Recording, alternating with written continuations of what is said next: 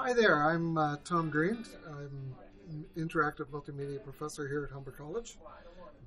Done tons of stuff. I write books, I do tutorials, I speak at conferences. I have an insatiable sense of curiosity. That's what keeps me going.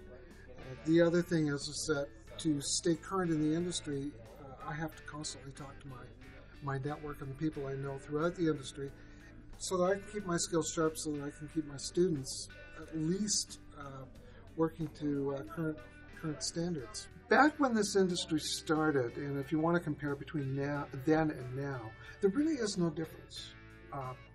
The major difference is that the early adopters, some of the people that were there earlier, I love telling people that when this all started, there were damn few of us, and we all knew each other because we were on news groups.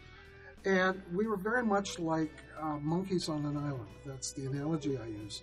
And when you put monkeys on an island, they huddled together, and that's exactly what we did. So we all huddled together and started talking to each other and sharing ideas. And, did you try this? Did you try that?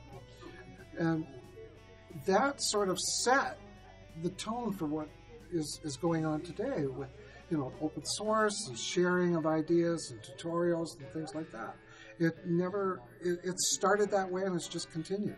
The interesting thing is that the sense of wonder and excitement about doing something new is really ingrained into our DNA. How did I become so well known in the industry? Well, it wasn't a case of me waking up one morning and saying I want to be a name. That doesn't happen. I happened to start with a small group of people when this industry was in its infancy, and we all grew up together. And as we grew up, we all went our different ways, and we all learned different skills and things like that, but we all stayed in touch. And once you get to know people, suddenly things start to happen. My first book was totally an accident. I was hanging out on a chat list for a macro media director, and the publisher said, does anybody here know how to, or does anybody here have an interest in writing a book on director? And me being the smartass I am, said, sure. Thinking all I got to do is just take all my course notes, repurpose them, and it's a book. Well, no, that wasn't the way it worked, but I discovered I enjoyed writing books. I got into tutorials by accident. There was a group of us that hung out on another list, and we decided to start sharing what we knew. So we formed a little community called Community MX, which got us into writing tutorials and videotaping tutorials. And then from there, lynda.com contacted me. I got contacted by Video to Brain.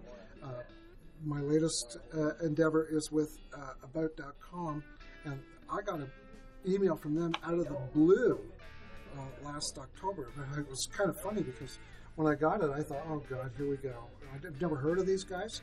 So I sent it out to my pals and said, what do you think? And they said, you'd be an idiot to take it, or to not take it.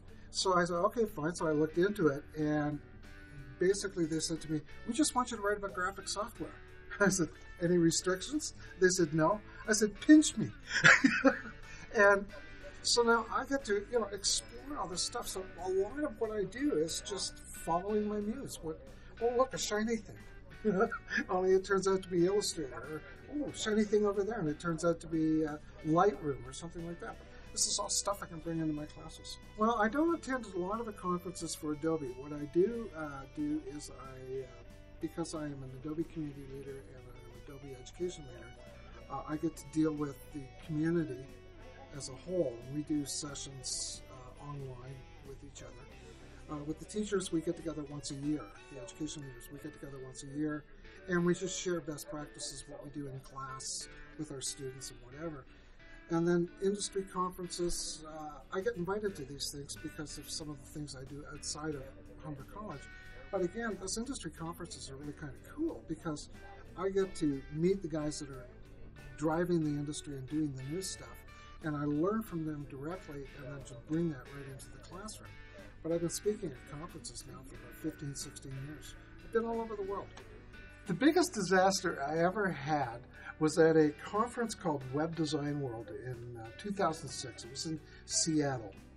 And I'd gone into the room and did all the check and everything, and then went to the washroom, came back in, and I can see the screen behind me is all lit up. My computer's dead. My computer screen completely wiped out, even though it was working before I stepped out of the room. So we got the tech guy in, and he couldn't figure it out. I couldn't figure it out. So what we did to solve the problem was I said, look, I don't have time. I got 500 people here. Let's get started. Get me a mirror. So I have this massive screen behind me reflecting my screen, and I got a mirror in front of me, and I'm paying attention to the mirror and finding my mouse. And so I did the whole thing in reverse. Why did I decide to become a writer? I've always been a writer. I started my career, I graduated from Humber College in '75 and went right into writing for magazines, and I've been a writer ever since. It's just this technology stuff, because it's my fascination, just sort of morphed. It just blew out of it. And the crazy thing is that even though you get out of journalism and you get out of writing, it never leaves you. You know how to put a sentence together. And I'm finding that writing books and things like that is just an extension of what I learned here at Humber College when I was a student. The thing I really enjoy about being a teacher is that I get to work with people that are new to the industry and sort of explain very complicated and to them foreign concepts in a manner that they understand. And I learned all of that. I discovered that when I started doing tutorials and writing books and things like that, it was just an extension of what I teach. And I've always enjoyed working with what I call the newbie space, people that are new to the industry, and I want to teach them best practices and explain it in language that they understand rather than getting techy. Outside the classroom, I'm a Boy Scout leader. I've been that way for 18 years. I do a lot of reading. I just hang out. I just love getting out, walking through the city, and just see things. Other pursuits that I'm taking a very serious interest in. Photography. I'm an inveterate photographer. Everywhere I go throughout the world, my camera is slung over my shoulder, and I just have a blast taking pictures of whatever I'm seeing, whichever is, if it's new or if it's something I've never seen before. As I tell the first year students, God's gift to us is the digital camera. The greatest challenge that students facing today is this stuff is getting technical, and it can overwhelm them. And what they've got to learn is you've got to learn the fundamentals and just take that one piece and then build on it. When you see something moving across the screen, or you see an interesting transition or something like that, you'll know you've arrived when you can look at it and say, I know how to do that. But you can't know it all. Look at me. I can't know it all, and I'm very clear on that one. I choose what I need to know. And I think students have got to learn how to do that, because they can't know it all. It'll overwhelm them. Do I have advice for you guys? Yeah. Get your eyes off the screen. Look at the world around you. Pay attention to it. I say in class, if you're worried about color, go outside and look at the fall leaves. Do you see any colors that are out of place? No. Nature rarely screws up color. If you're walking down the street and you see a texture or you see a tag on a wall that is really interesting, take a picture.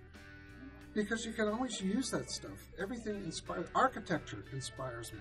I love going down to behind the Art Gallery of Ontario and just that little staircase that comes out of the building.